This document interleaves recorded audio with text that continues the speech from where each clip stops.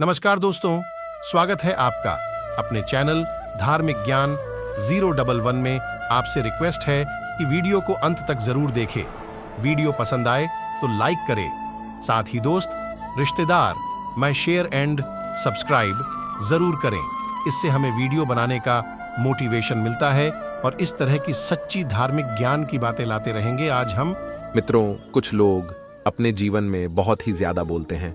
कहीं पर भी वह किसी से भी बात करने लग जाते हैं। तो आज के इस वीडियो में हम आपको बताएंगे एक कहानी के माध्यम से कि ज्यादा बोलना कहां तक सही है और कहां तक गलत। आप सभी से हाथ जोड़कर निवेदन है कि आप सभी लोग हमारे चैनल पर नए हैं तो चैनल को प्लीज सब्सक्राइब कर लीजिए, ऐसे ही आध्यात्मिक जानकारी वाले वीडियो देखने के लिए। एक दिन नारद मुनि एक प्रश्न को लेकर बहुत ही ज्यादा विचलित हो जाते हैं। नारद जी जब आकाश लोक से होते हुए जा रहे थे, तब इंद्रलोक की एक अप्सरा उन्हें आकाश लोक में मिल जाती है और वह थोड़ी थोड़ी देर पर कुछ न कुछ बोले जा रही थी। नारद जी इस बात को लेकर परेशान हो गए कि आखिर यह अप्सरा इतना क्यों बोले जा रही है, इसका मुंह क्यों नहीं दर्द हो रहा, आखिर इसका कारण क्या है। इस बात का पता लगाने के लिए नारद जी नारायण नारायण करते हुए श्री कृष्ण की नगरी द्वारिका पहुंचे। वहां भगवान श्री कृष्ण अपने सोने की गद्दी पर विराजमान थे। नारद जी भगवान श्री कृष्ण के पास पहुंचते ही बोल पड़े, हे भगवान, हे साक्षात नारायण के अवतार, मुझे एक शंका हुई है। मैं आपके पास एक प्रश्न का उत्तर जानने के लिए आया हूं। कृपया आप मेरी इस शंका का निवारण करें। तब भगवान श्री कृष्ण मुस्कुराते हुए देवर्षि नारद से बोले, हे नारायण, भक्त नारद, आपको वह कौन सी समस्या आन पड़ी है।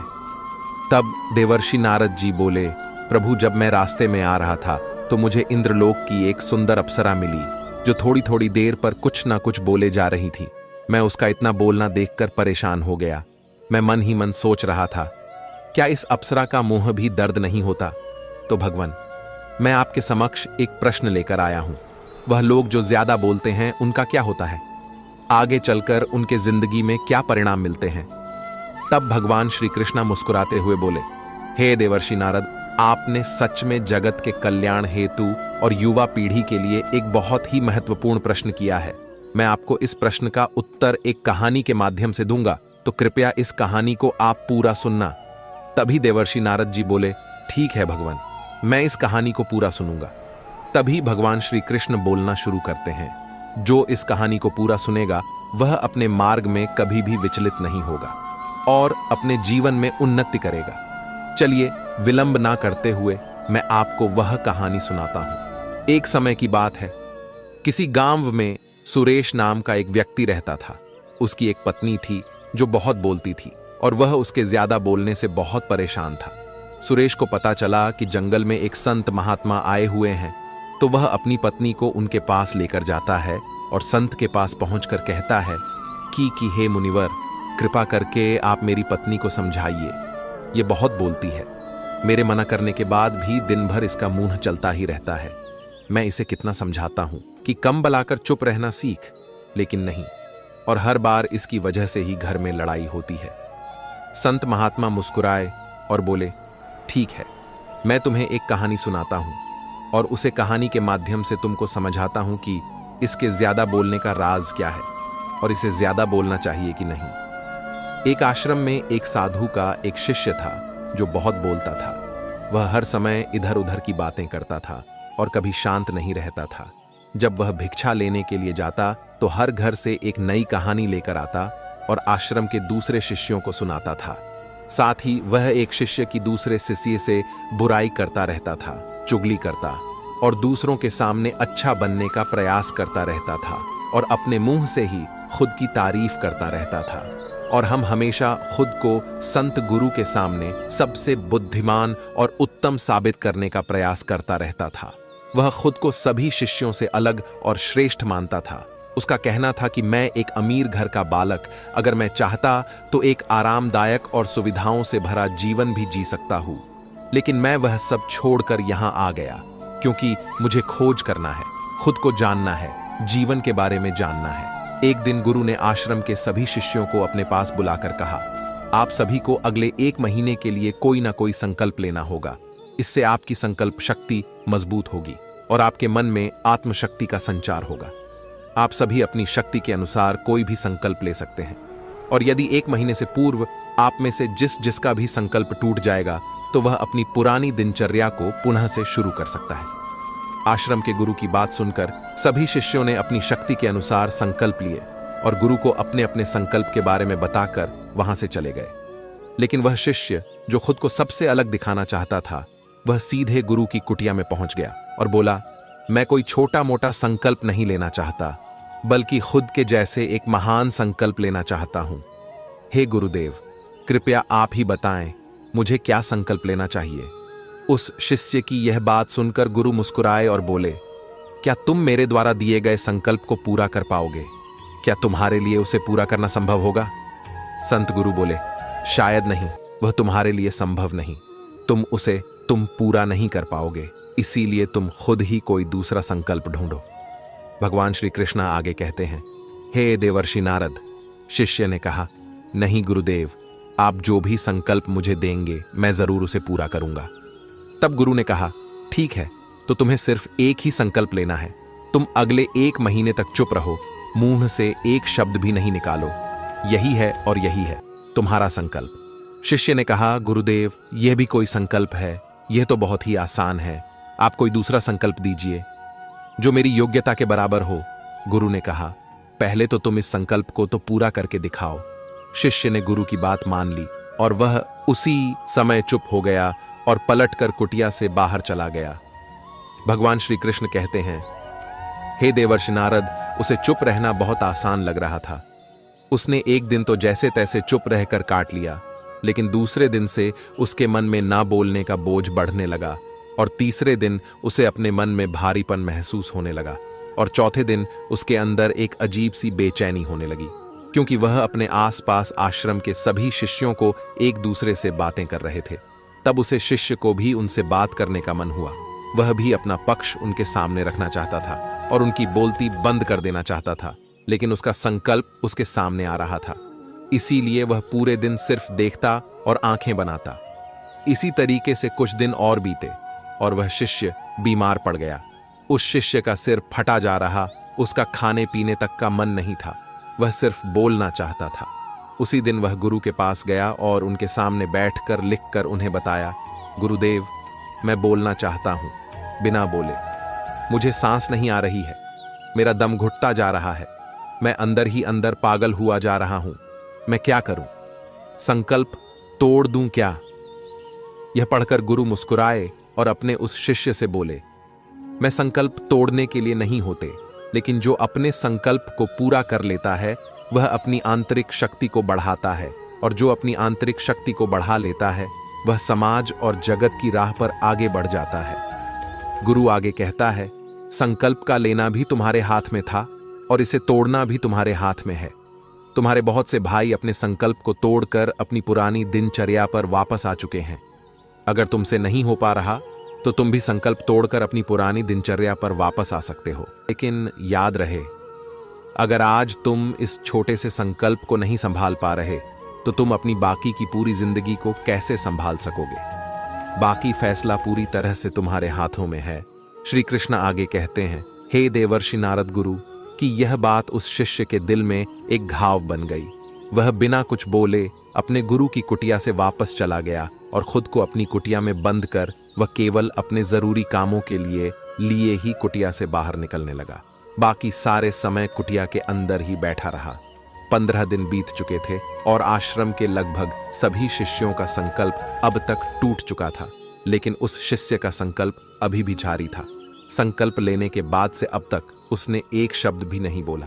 सारा आश्रम हैरान था कि इतना बोलने वाला इंसान चुप कैसे हो। 15 दिन बीतने के बाद वह दोबारा अपने गुरुदेव के पास गया और लिखकर बताया, है गुरुदेव, मैं बाहर से तो चुप हूं, लेकिन मेरे भीतर बहुत सी मेरी आवाजें हैं जो बहुत सी चीख पुकार और शिकायतें कर रही हैं। मैं अंदर ही अंदर बात करता रहता हूं। मेरा मन तरह तरह के प्रश्न पूछता है। मैं अंदर ही अंदर बहुत व्याकुल रहता हूं। मैं बाहर से जितना शांत दिखता हूं, भीतर से उतने ही शोर शराबे से भरा हुआ हूं क्या? इस तरह से मेरा संकल्प अभी भी है। तब वह गुरु मुस्कुराते हुए अपने उसे शिष्य से कहते हैं, हाँ, तुम्हारा संकल्प अभी भी जारी है, लेकिन जब तक लोगों की यह आवाजें तुम्हारे कानों में पड़ती रहेगी, तब तब तुम्हारा मन बोलता रहेगा, क्योंकि इसे तो आदत है। तुम भले ही बाहर से चुप रहो, लेकिन तुम अंदर ही अंदर बोलते रहोगे।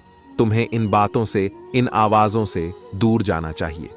भगवान श्री कृष्ण कहते हैं, हे देवर्षि नारद। शिष्य गुरु को प्रणाम करके वहां से चला जाता है और सुबह होते ही वह जल्दी से उठकर अपनी कुटिया जंगल की तरफ चला जाता है। कई दिन बीत जाते, संकल्प का समय भी पूरा हो जाता है, लेकिन शिष्य लौटकर आश्रम नहीं आया। आश्रम में सभी को डर था कि कहीं जंगली जानवरों ने उसे खा तो नहीं लिया हो। इस बीच उसे ढूंढने की बहुत कोशिश की गई, लेकिन वह कहीं नहीं मिला।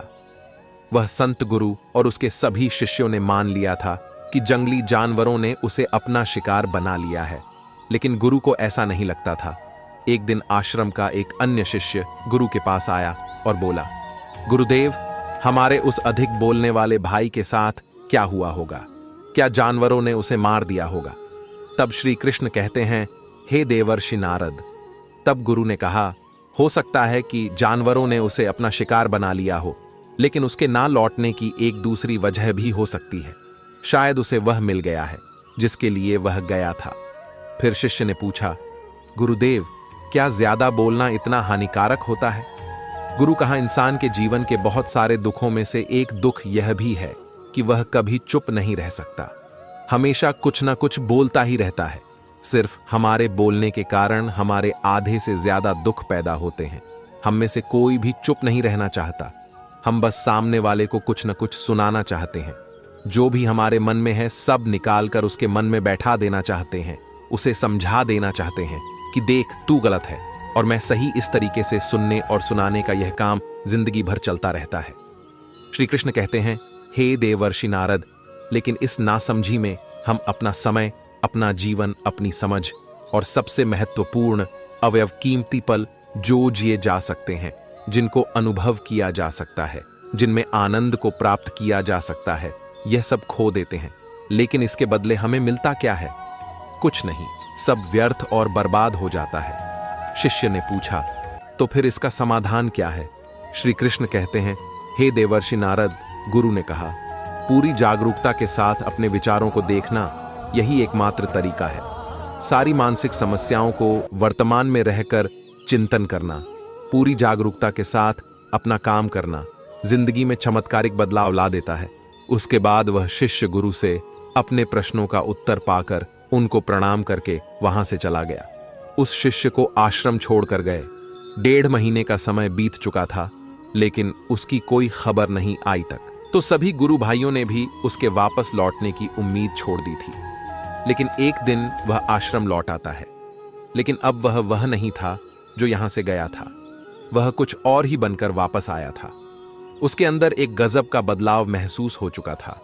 उसके चेहरे पर एक गजब का ठहराव और आंखों में बनी शांति थी। आश्रम में आते ही सभी गुरु भाइयों ने उसे चारों तरफ से घेर लिया और बातें करने लग गए। वह भी अपने गुरु भाइयों से बातें करने लगा। उससे बात करने वाले सभी ने यह अनुभव किया कि अब वह पहले जैसा उतावला और बतूनी नहीं रह गया था। उसके मुंह से एक एक शब्द बहुत ही सुलझे हुए और मधुरता के साथ निकल रहे थे। थोड़ी देर तक गुरु भाइयों से बात करने के बाद वह सीधा गुरु की तरफ चला गया। श्री कृष्ण कहते हैं, हे देवर्षि नारद, उसने गुरु के चरण छुए और कहा, गुरुदेव, क्या मैं अब भी मौन हूं? क्या अब भी मेरा संकल्प जारी है? गुरु ने कुछ देर तक शिष्य की आंखों में बड़े ध्यान से देखा और कहा, हां, तुम अब भी मौन हो। तुम्हारे मुंह से एक भी शब्द निकल नहीं रहा और तुम्हारा संकल्प अभी भी जारी है। शिष्य ने कहा, गुरुदेव, जब मैं आश्रम से गया तो मैं मुंह से तो चुप था, लेकिन मेरे अंदर बहुत सी आवाजें थीं। मन में बहुत से प्रश्न थे और वह बंद नहीं हो रहे थे। तो मैं जंगल में चला गया इस उम्मीद से कि वहां मुझे शांति मिलेगी और मेरे मन की बकबक कम हो जाएगी। लेकिन मैं जितना एकांत में जाता गया, मेरे अंदर की आवाज उतनी ही तेज होती गई। मेरे भीतर की पुरानी से पुरानी आवाजें मुझे सुनाई देने लगी। तब जाकर मैंने महसूस किया कि मैं कितना गलत कर रहा था। जब मैं अपने परिवार वालों, दोस्तों को और गुरु भाइयों को बुरा भला कहता था, तो उस समय मुझे लगता था कि मैं सही कह रहा हूं। जब मैं गुरु भाइयों की एक दूसरे से चुगली करता था और उनका मजाक बनाता था। तब भी मुझे यही लगता था कि मैं उनसे बेहतर हूं और मैं सही कर रहा हूं। लेकिन उस दिन मैंने पहली बार महसूस किया कि मैं कितना गलत बोलता था। काफी दिनों तक यह आवाजें, यह शिकायतें मेरे अंदर चलती रहीं, लेकिन धीरे धीरे करके एक दिन यह सारी आवाजें मेरे अंदर से समाप्त हो गईं। अब मैं भीतर से भी मौन हो गया। उस घने जंगल में बाहर से कोई बोलने वाला नहीं था, नहीं, और भीतर कोई आवाज बची ही नहीं थी। और मैं उस दिन पहली बार मौन का सही अर्थ समझा। मेरे चारों तरफ बहुत शांति थी। हालांकि अभी भी कुछ आवाजें आ रही थीं जो पहले भी आती थीं, लेकिन मैं उन्हें सुन नहीं पा रहा हूं। लेकिन मुझे उस जंगल में वह सभी आवाजें मुझे स्पष्ट रूप से सुनाई दे रही थीं। हवा के चलने की आवाज, चिड़ियों के चहक की आवाज और पानी के बहने की आवाज। ये सभी आवाजें मैंने पहली बार पूरे अंतर्मन से सुनी, अपने चारों तरफ। इतनी शांति मैंने पहले कभी महसूस नहीं की थी। तो इस शांति को भंग करने के लिए मैंने पहली बार अपने मुंह से कोई शब्द निकाला। मैं चिल्लाया, हे ईश्वर, यह कैसी शांति है? सभी कुछ इतना शांत क्यों है? ऐसा क्या हो गया? लेकिन मेरे चिल्लाने के बाद भी शांति भंग नहीं हुई। सब कुछ पहले जितना ही शांत था, बाहर भी और भीतर भी। तब श्री कृष्ण कहते हैं, हे देवर्षि नारद। वह शिष्य कहता है, हे गुरुदेव, मैंने अपने भाइयों से बात की, मैंने आपसे बात की, मैं बोल रहा हूं, मैं चल रहा हूं, मैं सब कुछ देख रहा हूं, लेकिन मैं अपने भीतर एकदम एकांत में हूं, मौन में हूं, भीड़ में होता हूं। तब भी भीतर से अकेला एकांत में होता हूं। जब मैं खुद में भी शोर करना चाहता हूं, तब भी एकांत में ही होता हूं। अब सब दिखाई पड़ने लगा है, सब सुनाई पड़ने लगा है। अब सुरेश की पत्नी को भी बात समझ में आ गई, और वह भी अब केवल काम की चीजें ही बोलती थी। श्री कृष्ण कहते हैं, हे देवर्षि नारद, जब तक हम बाहर की तरफ बोलते रहेंगे, भीतर अशांति ही रहेगी। लेकिन जिस दिन हम भीतर की तरफ मुड़ जाएंगे, तब हमारे मुंह से कुछ भी निकलेगा, हम शांत ही रहेंगे। दुनिया में जितनी भी बुराइयां हैं, ज्यादातर हमारे बोलने से ही उत्पन्न होती है, क्योंकि हम चुप रहना नहीं चाहते। हम जितनी जरूरत है उससे कहीं ज्यादा बोलते हैं। हम सामने वाले को सुनना नहीं चाहते, बल्कि उसकी बोलती बंद कर देना चाहते हैं। उसे समझा देना चाहते हैं कि मैं कौन हूं, मैं क्या कर सकता हूं, और यही हमारी जिंदगी का मकसद बनकर रह जाता है। हमारी सारी ऊर्जा व्यर्थ के बोलने में बर्बाद होती रहती है। ऐसे ही समाज में लोगों का जीवन दुखों से भर जाता है, जो हमेशा एक दूसरे को सुनाने में लगे रहते हैं। कभी एक दूसरे को सुनना नहीं चाहते, समझना नहीं चाहते, और चुप रहना तो उन्होंने कभी सीखा ही नहीं, क्योंकि चुप रहना उन्हें छोटा महसूस करवाता है। दुनिया की सभी लड़ाइयों का कारण हमारा बोलना ही है। इसलिए हमें सिर्फ उतना ही बोलना चाहिए जितना जरूरी हो, क्योंकि व्यर्थ का बोलना ऊर्जा को नष्ट करना है, और यह बोलना ही हमें कभी अपने भीतर की ओर लौटने नहीं देता, क्योंकि यह हमें बाहर की ओर खींच कर रखता है। इस संसार के अलावा अगर अपने भीतर के संसार की ओर मोड़ना है, तो इस मुंह को बंद ही रखना चाहिए। इसीलिए जितने भी बुद्ध हुए, आत्मज्ञानी हुए, वह सभी एकांत की ओर भागे, ताकि उन्हें ज्यादा ना बोलना पड़े, ज्यादा सुनना ना पड़े। वह एकांत में रहे और शांत रहे, इसीलिए आसानी से भीतर की यात्रा कर पाए।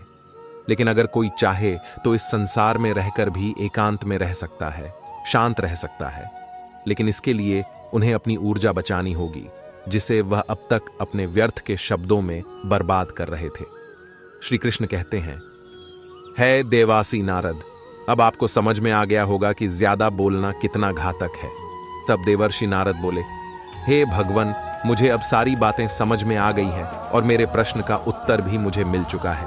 भगवान, आपका मुझे ऐसी बातों का ज्ञान करने के लिए धन्यवाद। दोस्तों, इस कहानी की सीख यही है कि व्यर्थ का बोलना ऊर्जा को नष्ट करना है। ज्यादा और व्यर्थ बोलना ही हमें अपने भीतर की ओर लौटने नहीं देता, क्योंकि यह हमें बाहर की ओर झुकाए रखता है। और जिन्हें भीतर की यात्रा करनी है, उन्हें अपने मुंह को बंद ही रखना चाहिए। मुझे उम्मीद है कि आपको यह कहानी पसंद आई होगी और काफी कुछ सीखने को मिला होगा। कहानी के बारे में अपने विचार आप हमें नीचे कमेंट बॉक्स में कमेंट करके बता सकते हैं। बाकी अगर यह कहानी आपको अच्छी लगी हो तो इस वीडियो को लाइक करें और हमारे चैनल को सब्सक्राइब अवश्य करें। ऐसी आध्यात्मिक जानकारी जानने के लिए, वीडियो देखने के लिए आपका धन्यवाद।